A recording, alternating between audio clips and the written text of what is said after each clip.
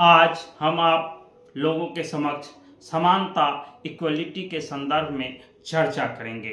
वर्तमान प्रजातांत्रिक व्यवस्था में धीरे धीरे यह मांग जोर पकड़ती जा रही है कि समाज के प्रत्येक अंग को अपनी योग्यता बढ़ाने की आवश्यकता का अवसर मिलना चाहिए। इसलिए कि हमारी आवश्यकता है सामाजिक, आर्थिक, व्यावसायिक या राजनीतिक सुविधाओं का लाभ उठाने के अवसर भी सभी को एक समान रूप में प्राप्त होने चाहिए।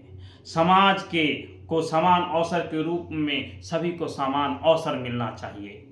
उसके बाद भी शैक्षिक अवसरों में समानता की यह मांग कोई नई मांग नहीं है। ये समाज में कुछ विकसित राष्ट्रों में यह मांग स्वीकार की जा चुकी है। इसका हम विभिन्न राष्ट्रों में अन्य राष्ट्रों पर व्यापक चर्चाएं चलती रहती हैं, किंतु समानता के इस मांग के बावजूद वर्तमान शिक्षण संस्थाएं शिक्षा सुविधाओं के वितरण में असमानता को यथावत बनाए हुए है। उसका कारण है कि शिक्षा का लाभ समाज के विशिष्ट वर्ग को ही मिल पा रहा है।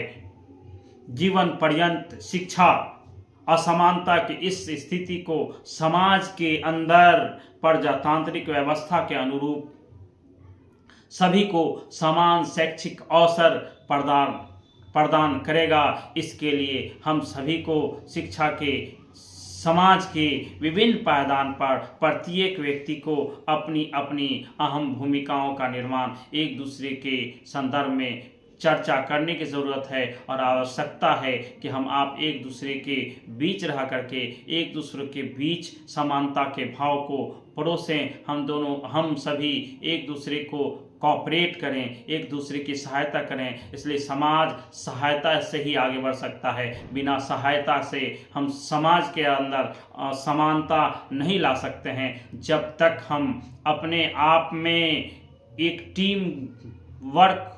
टीम की शक्ल में काम करते हैं, जब हम टीम वर्क करते हैं तो टीम वर्क करने में हम आप मजबूत होते हैं। लेकिन अगर हम किसी काम को अकेले करते हैं तो हम उस काम को अकेले करने में उतने मजबूत नहीं होते हैं जितने हम एक टीम वर्क काम करने में मजबूत होते हैं। इसलिए हमें समानता की भावनाओं को स्वीकार करना चाहिए और समाज के विभिन्न वर्गों को एक प्लेटफॉर्म पर जमा करने की ओर अग्रसर रहना चाहिए। धन्यवाद, आभार।